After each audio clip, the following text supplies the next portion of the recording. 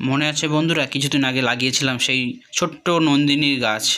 দেখুন, নার্সারি থেকে নিয়ে এসেছিলাম সেই নন্দিনীর গাছটা, আর আজ দেখুন তাতে কী পরিমাণ কুড়ি আর কী সুন্দর গাছটার হেলথও হয়েছে। দেখুন গাছটা যেমন ঝাগড়াও হয়েছে তেমন ফুলও এসছে, কী পরিমাণ ফুল এসছে আপনারা দেখে তো বুঝতে পারছেন। দেখুন গাছটা খুব সুন্দর ঝাগড়া হয়েছে, আরও ডালপালা নতুন ছাড়ছে গোড়া থেকে, বুঝতে পারছি। এই দেখুন নতুন ডালপালা আসছে, আর গাছটাতে ফুলও চলে এসছে। যখন ফুটবে তখন আপনাদের সাথে শেয়ার করব।